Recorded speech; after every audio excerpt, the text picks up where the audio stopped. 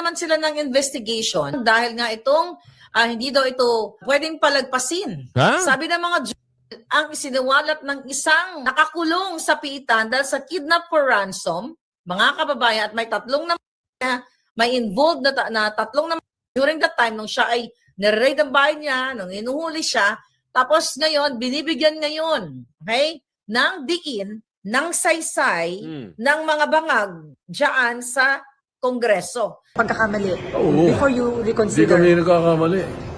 So ano pa rin, sir? Mali. Hinihingan niyo siya ng apologies or admission? Yeah, I just received the notice, that he is drafting a letter admitting to the error.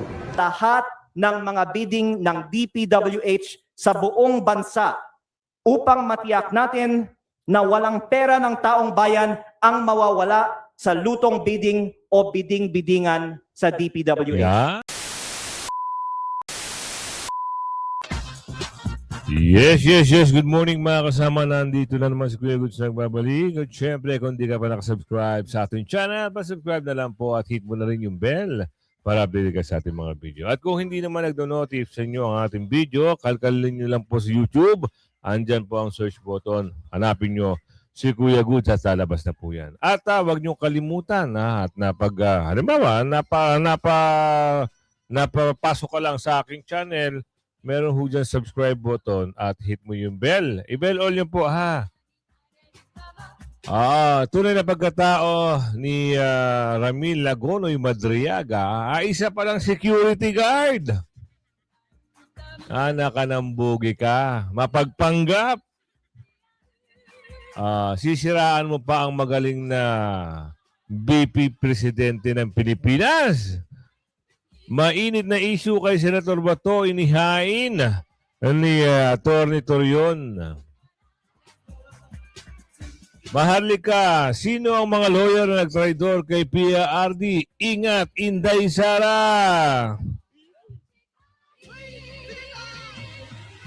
Kung ibise sa DPWH lutong bidding, itigil na yan. Palasyo, malabong makulong si Saldico. Talaga naman. Nangako pa ang Pangulo, hindi na Pangulo Pangulo. Nangako pa na by December 25 o bago magpasko, ay makukulong. Ano daw? Ay, pasok na natin ang mainit na balita ngayong araw. At ito na, Madriaga, isang security guard. Ang ipinagmamalaki ng mga kakamping katoyalista na si Ramil Madriaga ay isa palang security guard, PSG daw, ISAFP, personal aid, bagman at kung ano-ano pa. Ito ang mga dokumentong ipinagmamalaki at ipinagyayabang ng mga Duterte haters katulad na lamang ng loyalistang si Benji Contreras sa kanyang Facebook account. PSG is Presidential Security Group, mga elite force, hindi private security guard. Bogus. PSG daw, ISAFP daw, personal aid, bagman at kung ano-ano pa. But these documents being bandied about by Duterte hater Benji Contreras Jr. on his Facebook account established the fraud in the claims of Ramil Madriaga. What he was didn't come close to being any of the wild claims he made. Madriaga is nothing but a PSG or military agent. He is a hoax. Photo number 1. NBI identification card as a consultant purportedly issued by then Director Attorney Nestor Mantaring in the year 2007. This made him nothing more than what is known as an asset of the NBI, a civilian who procured such ID to show around to inflate his ego. He was one of many such assets who were often utilized as errand boys in the agency. It is make him a law enforcement?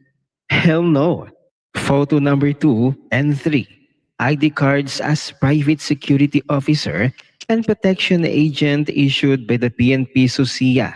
Notice that the date of issuance of both ID cards was 2020, when former President Rodrigo Duterte was in office. The hoax is thereby uncovered. this type of license issued to private security guards who have undergone Kita nyo na. Aabante pa ba ang mga kwento nila? Ay, pinagmamalaki ni Dilimaw na ano. Nakausap daw niya. Tinanong niya itong si Madriaga kung meron daw siyang meron ba sapat na ebidensya na para ibulgar ito si BP Sara. Meron daw. Ano nangyari? Bakit ito lumalabas? May mga kopya pa. 2007 pa. Tama ba? 2021. Tama ba? Expiry date. Date issue, yung NBI na kinuha. Tama ba ito? NBI, hindi. License ito. Date issue is 2020 December 7. May expire yung license niya as a security guard.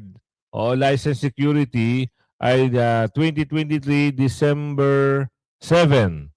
So, sumatotal, 2020,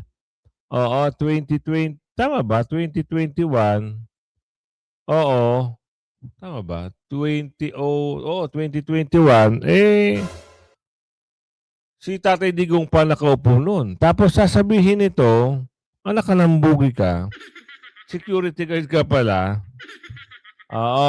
sabihin mo, PSG ka. Sa mga nakakakilala dito kay Madriaga, yung mga ka-SG nyo dyan, baka naging ka-SG nyo to, 5959. Baka naka-SG nyo yan, mag-comment yung comment section, sabihin nyo lang dyan, kilala ko yan si Madriaga, naging ko yan, kasamahang security guard. Si Boy Tulog yan, si Boy Ikot, si Boy Walis. Baka nakasama nyo to, Yan ang comment section na. Mag-comment lang kayo. a basic VIP protection course and qualifies them to work as personal bodyguards to individuals who desire close security. The former president didn't need a private bodyguard Tama. who are nothing more than blue guards we see in malls, banks, and even private residences. The only difference is that licensed protection agents can wear civilian attire while on duty. Their services are procured through private security agencies. Kita nyo na yung pagtagpi-tagpi nila ng ebidensya ko, no? Philippine Society of Industrial Security Intern, under by virtue of revision of hereby certificate, Ramil Madriaga. Ano na? Ito yung kwento nyo na isang military, isang PSG kuno, na nagsilbi sa bibi presidente at ngayon ilalaglag si Bibi Sara. Nahalungkat ang baho. Ang bahong-baho ka ngayon. Baka pati mga kamag-anak mo isuka ka. Bakit? Nakikisaw-saw ka pa, hindi ka naman pala kasali. Gusto siguro, magkano? Ang tanong lang, nagtatanong lang ang taong bayan, magkano na naman ito? Ito usapin patungkol kay Senador Bato. Mainit na issue kay Senador Bato. Pag-uusapan sa kapihan.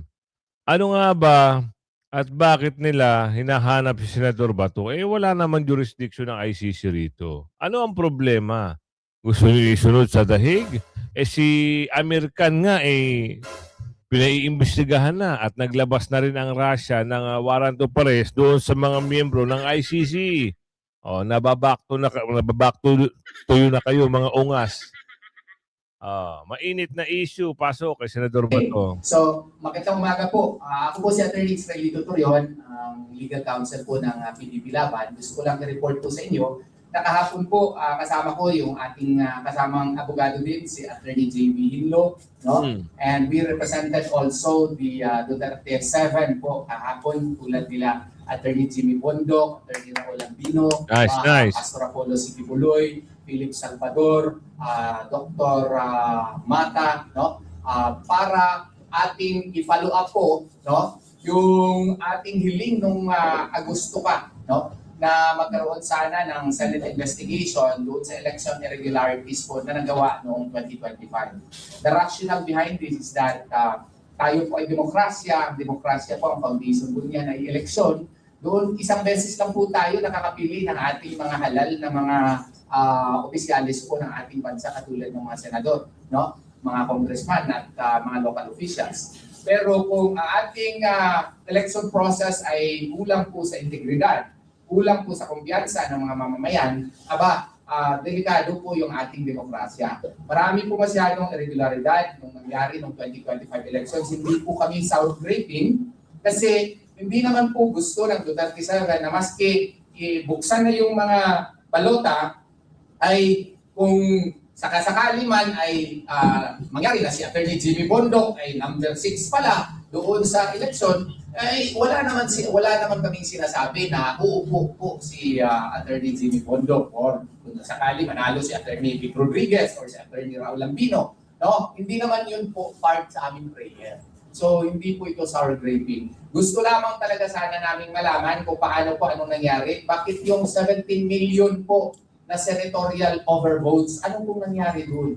Ano naman ang nangyari? Bakit po yung Section 31 ng Republic Act 9369 doon po sa presinto, dapat po meron yung manual counting para may datos talaga tayo. Masusunod po yung provision sa Republic Act 6646 at saka Republic Act 7166 na incorporated sa Section 31 of the RA 9369 na dapat yung mga boto po ay makikita ng mga tao na binabasa ng Board of Election Inspectors para meron talaga tayong konkretong datos kada presento. Maski na yung transmission electronic na, yung pag-generate ng mga Ito pala ipatungkol sa mali yung title ni Bossing baka nasa dulo, ha?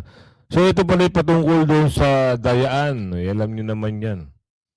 Oo, talagang ginawa na lang ng paraan yan kasi mainit na mainit ang Duterte 10. Kahit saan, Luzon, Visayas, Mindanao, OFW, abroad, talagang nangingibabaw ang Duterte 10. Ngayon, nagawa ng kwento ng COMELEC. Sipin nyo ha. Nung time na nagkakaroon na ng counting, di magic na. Napasok sa makina time ng alas 12 ng madaling araw, merong mga kandidato na lumulobo yung boto. Natatandaan yun.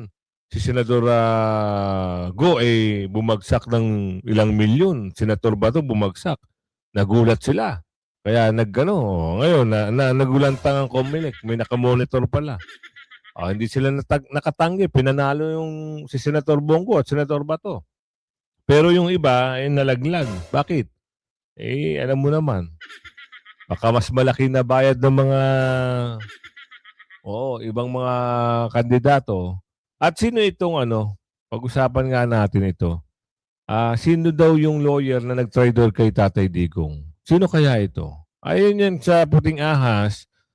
Puting ahas ba o puting kuting ni Marlica? By the way, papaimbestigahan daw ng Congress, ni Abante. Yang yan ang pagsisiwalat ni Madriaga. Okay? Pag-open na naman sila ng investigation dahil nga itong hindi daw ito pwedeng palagpasin. Sabi ng mga ang isiniwalat ng isang nakakulong sa piitan dahil sa kidnap for ransom, mga kababayan, at may tatlong may involved na tatlong naman during that time nung siya ay nire-raid ang bahay niya, nung inuhuli siya, tapos ngayon, binibigyan ngayon, ng diin, ng saysay, ng mga bangag dyan sa Kongreso. Na ito ay paiimbestigahan dahil sinabi nitong Ramel Madriaga na si Inday ay tumanggap ng pogo, chuchu-chuchu. Kaya ito talagang mag-iingat si Sara. Hindi lahat ng nagpapapicture kay Inday Sara, mga kababayan, ay close sila. Like ako, ilang beses na ako nagpapicture kay Inday Sara. Close ba kami? Diba? Pwede ako magpanggap. Close kami ni Inday, chami-chami, ganun-ganun. Maniniwala kayo, di ba? Kung ako ay sindikato, scammer o team Alpot. Kaya ito sa mga nataong nasa likod ni Inday Sara, talagang dapat hindi niya nibigyan ng tsansa, na makapasok ang mga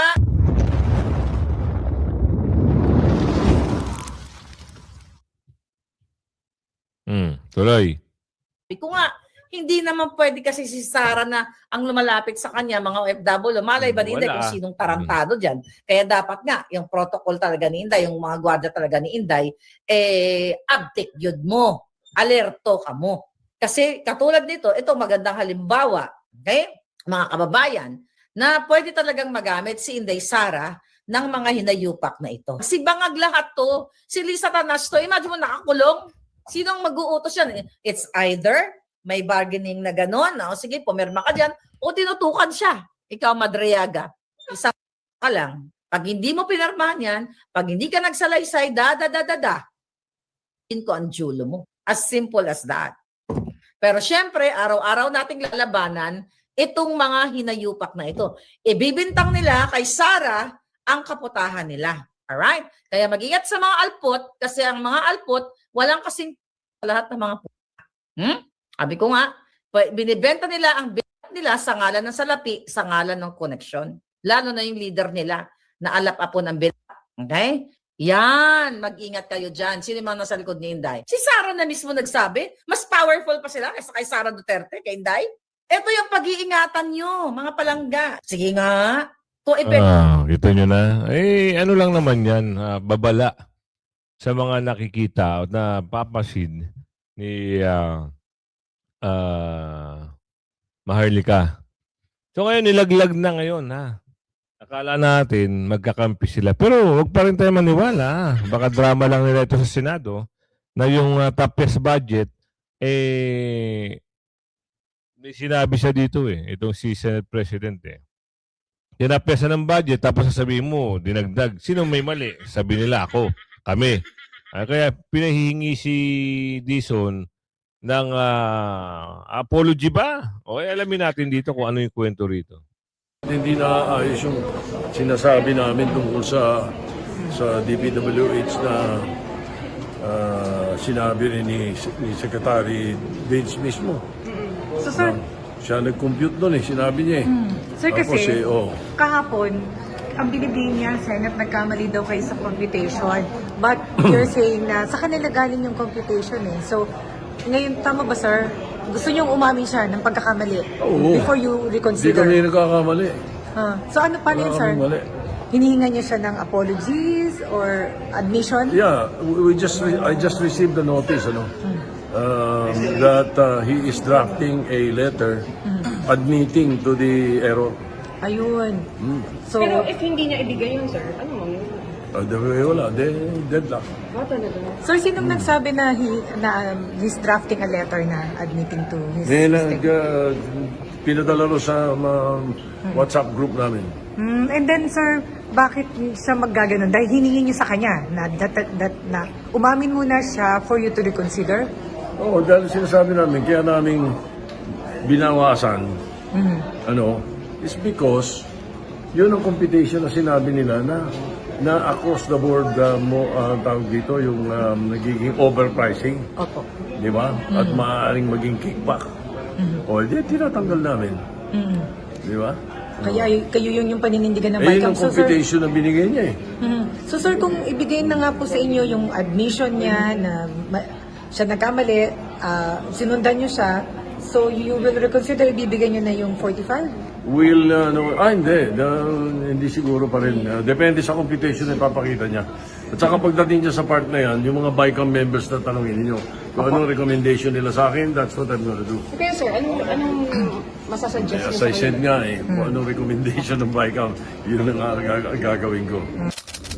Ibig sabihin, tablado na rin si Dizon dito sa Senado. Nung nakaraan nga sa BICAM na medyo nainis si Ate Aming Ate Amy. Bakit? Hindi ka namin pinatitigil. Ikaw ang nagpapatigil sa iyo.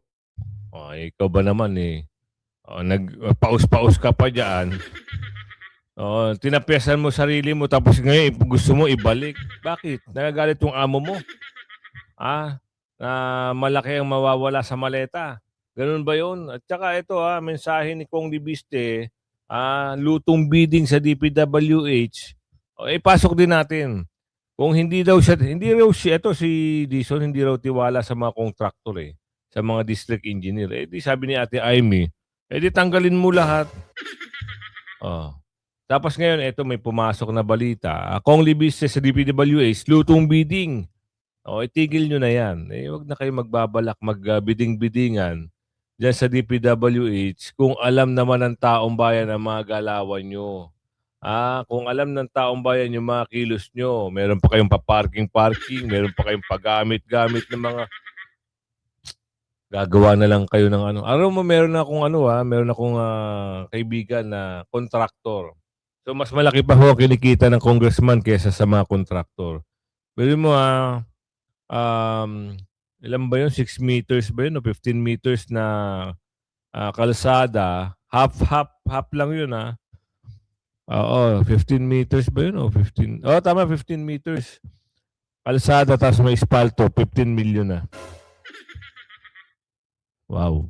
Pera, di ba? O kaya ang banat ni kong Libis dito, ito. Itigil ang biding-bidingan Mm. sa pamamagitan ng pag-rebid ng DPWH ng mga proyekto hindi sapat ang ibinaba ng presyo sa bidding. Mm. Nasa kapangyarihan din ng Kongreso na i-audit ang resulta ng mga bidding sa DPWH at gampanan ang ating oversight function. At ako po ay nagvo-volunteer sa Committee on Public Works para tumulong Good. sa oversight function ng Kongreso sa lahat ng mga bidding ng DPWH sa buong bansa upang matiyak natin na walang pera ng taong bayan ang mawawala sa lutong bidding o bidding-biddingan sa DPWH. Yan. Madam Speaker, ako po ay tumatayo upang maglahad ng isang solusyon sa overpricing ng mga proyekto ng DPWH. Itigil ang bidding-biddingan sa pamamagitan ng pag-rebid ng DPWH ng mga proyekto hindi sapat ang ibinaba ng presyo sa bidding. Mula pa noong Setyembre, nanawagan po ako sa DPWH na i-recompute at pababain ang mga presyo ng kanilang mga proyekto sa budget. Isa ito sa mga rekomendasyon na ibinigay sa akin ni dating DPWH Secretary Babe Singson na noong panahon ng administrasyon ni Pangulong Benigno Aquino ay nagpatupad ng across-the-board 10% cut sa presyo ng mga proyekto ng DPWH. Ang isa pa niyang solusyon, ang pag-rebid ng mga proyekto kung saan ang resulta ng bidding ay hindi man lang 10% na mas mababa kaysa sa approved budget for the contract o ABC.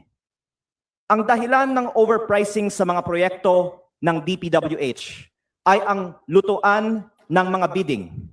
Sa Batangas, ang tawag dito ay bidding-biddingan. Ayon sa lahat ng aking mga nakausap tungkol dito sa unang distrito ng Batangas, halos lahat ng mga proyekto ng DPWH ay bidding-biddingan. Agoy. Hindi tunay ang mga bidding ng mga proyekto ng DPWH. Naranasan ko ito mismo dahil nung ako po ay bagong halal, kinausap ako ng aking district engineer at ipinakita niya sa akin ang listahan ng mga proyektong for bidding sa aking distrito na may nakasulat na mga pangalan ng mga politikong nagpapondo ng mga proyektong ito at mga kontraktor na kanilang pinili. Ang dokumentong ito ay maaari kong isumite sa Kongreso Kayo ngayon. at maaaring maging bahagi ng isang inquiry ng Committee of Public Works and Highways.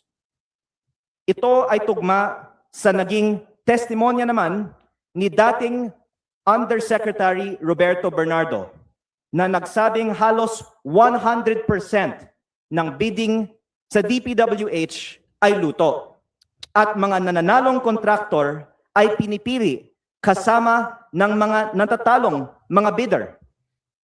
Maging ang ombudsman ay nagpahayag na sila ay nag-iimbestiga sa practice kung saan ang mga losing bidders ay umano'y binabayaran ng humugit kumulang 3% na bahagi ng DPWH contractors sa mga kontrata na tawag sa Batangas ay mananahod.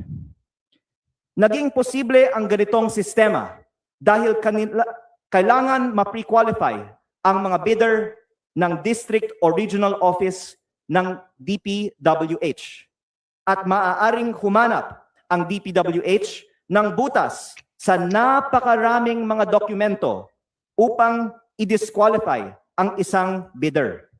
At kahit manalo pa isang kontraktor, maaari pa rin silang pahirapan sa implementasyon ng proyekto o sa paniningil sa bayad nito. Nako po. Kaya dahil dito, alam ng ibang mga kontraktor na wala silang pag-asang manalo kung hindi sila ang piniling manalo. At madalas ay hindi na lang sila bumibili ng bidding documents. Maraming mga posibleng solusyon upang tuluyang wakasan ang bid rigging sa DPWH. Isa rito ang reforma sa bidding process kung saan unang isusumite ng mga bidder ang kanilang presyo at saka na lang gagawin ang post-qualification. Sa ganitong paraan, kahit ma-disqualify ang isang bidder, makikita pa rin kung gaano kababa ang kanilang bid na maaaring maging batayan kung nararapat na suriin o ulitin ang resulta ng bidding. Nako, wala na ho yan. Congressman. Oo, yung mga yan, talagang sila ang may-ari ng mga company. Sila mga contractor at sila rin ang may-ari ng company. Palasyo, malabong makulong si Saldico. Ano ba ang pangako? Nasaan na ang pangako mo? Nangangako na bago daw magpasko, meron hong malaking isdang makukulong. Pero ang sumatotal, lahat ng yon puro katang isip na lang. O puro, ano ba tawag doon? Nangangarap ng gising. O kasi ang katunayan dyan, puro propaganda lahat ng mga sinasabi ng panggulo. O, kilala niyo ba yung panggulo? Di ba si Bongit yan yung panggulo? Hindi ho pangulo panggulo ng bansa. O, alamin natin. Tila malabo na umanong matupad ang naging pahayag ni Pangulong Marcos Jr. na may papakulong si dating Congressman Zaldico bago matapos ang taong kasalukuyan dahil hanggang ngayon ay hindi pa rin natutukoy ng otoridad ang kinaroroonan nito. Eden Santos sa balita. Makukulong na sila.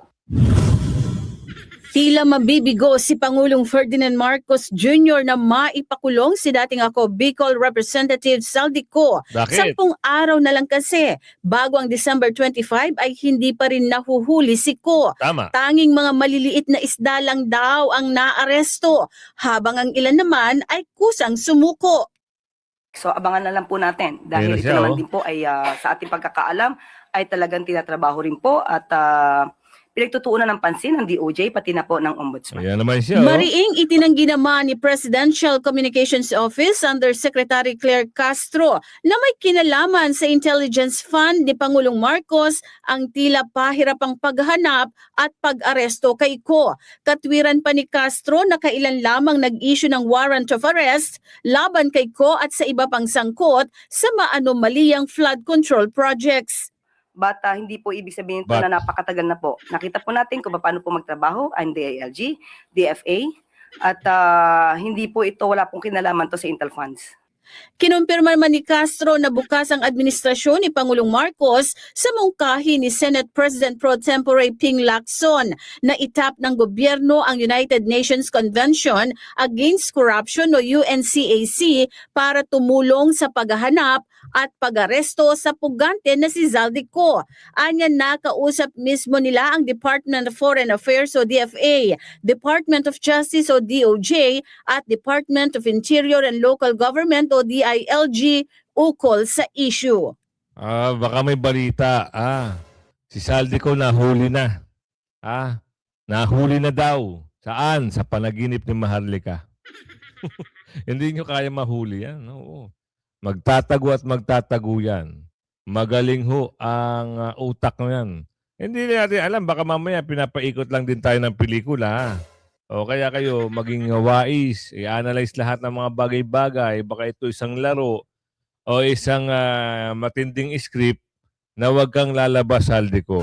Kunwari lang na pinapahanap ka namin pero hindi talaga totoo. Baka yun ang nakalagay sa script, sabi ni Aling Ledesma. According to Foreign Affairs Secretary Lazaro, Yes, we can explore UNCAC as it has international cooperation mechanisms, but it will have to depend on the country. Countries are obliged to provide, as applicable and in accord with domestic law, widest possible mutual legal assistance to each other. However, Presidential UNCAC Interagency Committee with the ES as chair should be convened as it implements and monitors UNCAC. Sa parte naman po ng DOJ, base po sa kanila, wala pa pong aktibong ugnayan with UA at invocation of UNCAC. Interpol pa lang po ang coordination. Okay? At mula naman po kay Secretary John Vic, sinabi po niya, the matter has been referred to the Commission for Transnational Crimes. I am certain that the option mentioned by Senator Ping is part of the agenda. Talaga na naman, part ng agenda. Bakit? Oo, natatanong lang ho Bakit ganun? So talagang wala hong makukulong ba? Sa December 25 o papalapit na ho ang Pasko, 9 days to go. Oo, kasi ang pangako ng Pangulo bago sumapit ang Kapaskuhan, may malaking isda na merong makukulong. Wala. Puro drama lahat. Puro sarswela. Ika nga, sabi ni Bibi Sara. Lahat dyan, sarswela, Kuya Goods. Kaya kung umabot ka sa video na ito at hindi ka pa nakasubscribe, andyan lang yung subscribe button, samahan mo ng notification bell, i-hit mo kagad para meron kang notification na tatanggap. At kung nawala ka sa Pilipinas at saan ka man, type ka sa comment section para alam natin saan umabot yung video natin. Hanggang sa muli, bye-bye!